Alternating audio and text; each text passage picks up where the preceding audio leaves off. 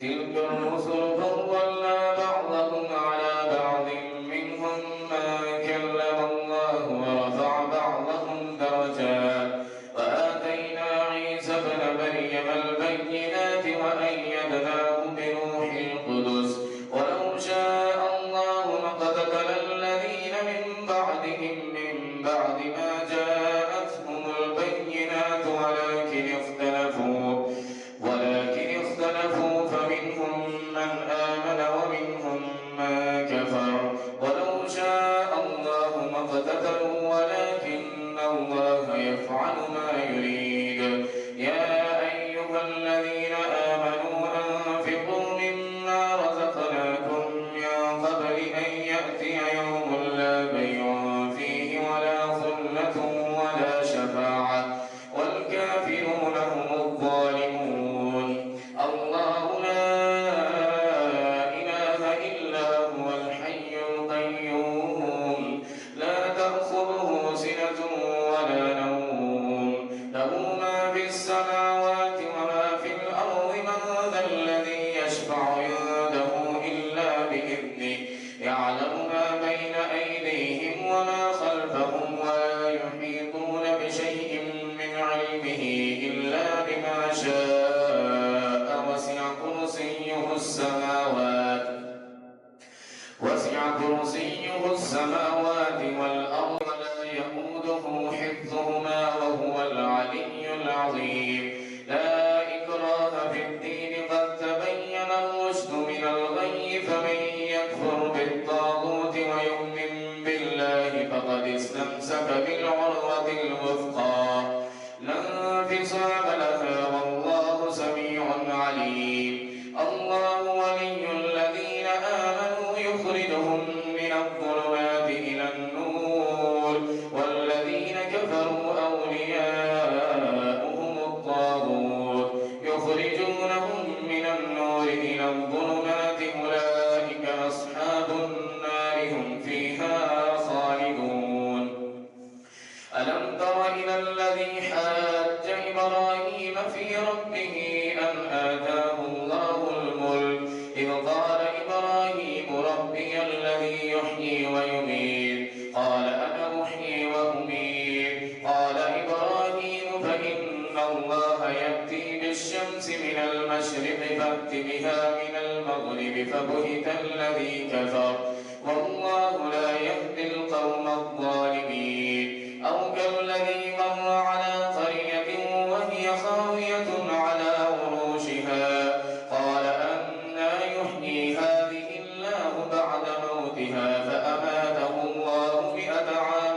ثم بعثه قال كم لبثت قال لبثت يوما أو بعض يوم قال بل لبثت 100 عام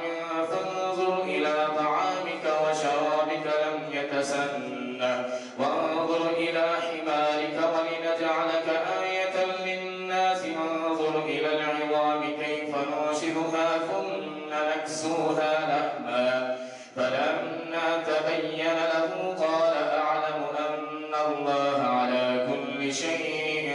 قدير وإذ قال إبراهيم رب أرني كيف تحيي الموتى قال أولم تؤمن قال بلى ولكن ليطمئن قلبي قال فخذ 4 من الطير فصرهن إليك ثم اجعل على كل جبل منهن جزعا ثم ادعهن يأتينك سعيا واعلم أن الله عزيز حكيم مثل الذين ينفقون أموالهم في سبيل الله كمثل حبة أنبتت 7 سنابل في كل سنبلة 100 حبة والله يضاعف لمن يشاء والله واسع عليم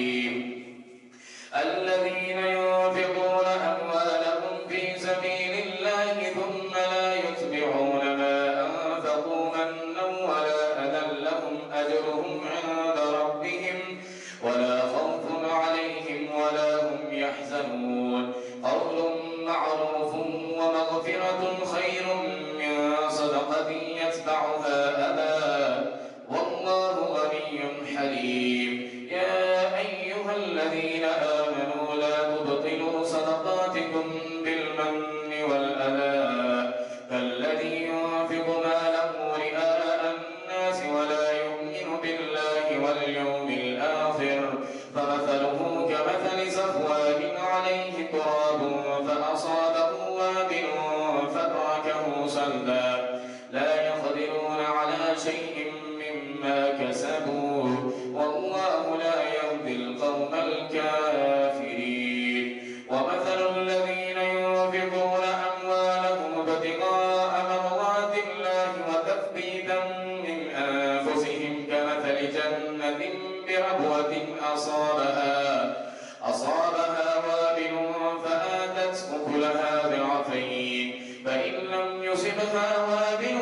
فطل والله بما تعملون بصير أيود أحدكم أن تكون له جنة من نخيل وأعناب تجري من تحتها الأنهار له فيها من كل الثمرات وأصابه الكبر وله ذرية ضعفاء فأصابها إعصار فيه نار فاحترقت كذلك يبين الله لكم الآيات لعلكم تتفكرون يا أيها الذين آمنوا أنفقوا من طيبات ما كسبتم ومما أخرجنا لكم من الأرض ولا تيمموا الخبيث منه تنفقون ولستم بآخذيه إلا أن تغمضوا فيه واعلموا أن الله غني حميد الشيطان يعدكم الفقر ويأمركم بالفحشاء والله يعدكم مغفرة منه وفضلا والله واسع عليم يؤتي الحكمة من يشاء ومن يؤت الحكمة فقد أوتي خيرا كثيرا وما يذكر إلا أولو الألباب وما أنفقتم من نفقة أو نذرتم من نذر فإن الله يعلم وما للظالمين من أنصار إن تبدوا الصدقات فنعما هي وإن تخفوها وتؤتوها الفقراء فهو خير لكم ويكفر عنكم من سيئاتكم والله بما تعملون خبير ليس عليك هداهم ولكن الله يهدي من يشاء وما تنفقوا من خير فلأنفسكم وما تنفقون إلا ابتغاء وجه الله وما تنفقوا من خير يوفى إليكم وأنتم لا تظلمون للفقراء الذين أحسنوا في سبيل الله لا يستطيعون ضربا في الأرض يحسبهم الجاهل أغنياء من التعفف تعرفهم بسيماهم لا يسألون الناس إلحافا وما تنفقوا من خير فإن الله به عليم الذين ينفقون أموالهم بالليل والنهار سرا وعلانية فلهم أجرهم عند ربهم ولا خوف عليهم ولا هم يحزنون الذين يأكلون الربا لا يقومون إلا كما يقوم الذي يتخبطه الشيطان من المس ذلك بأنهم قالوا إنما البيع مثل الربا وأحل الله البيع وحرم الربا فمن جاءه موعظة من ربه فانتهى فله ما سلف وأمره إلى الله ومن عاد فأولئك أصحاب النار هم فيها خالدون يمحق الله الربا ويربي الصدقات والله لا يحب كل كفار أثيم إن الذين آمنوا وعملوا الصالحات وأقاموا الصلاة وآتوا الزكاة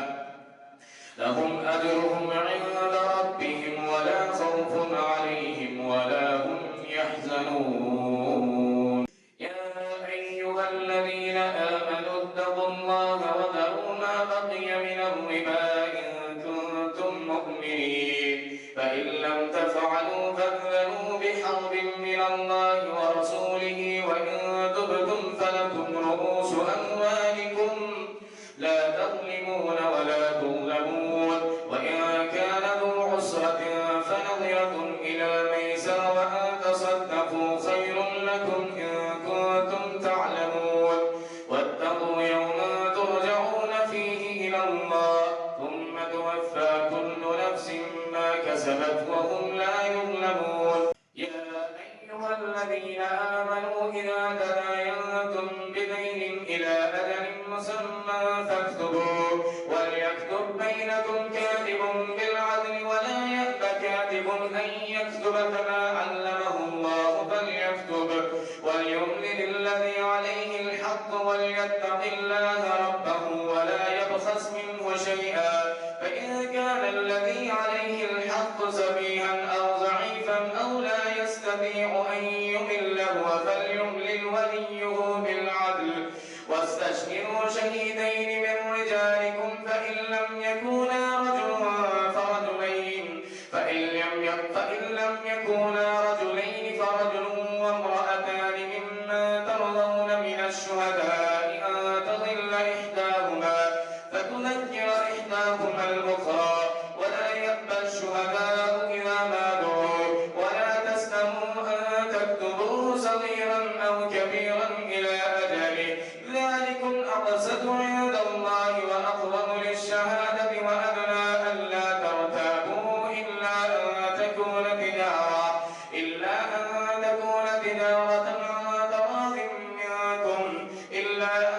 تكون تجارة حاضرة تديرونها بينكم فليس عليكم جناح ألا تكتبوها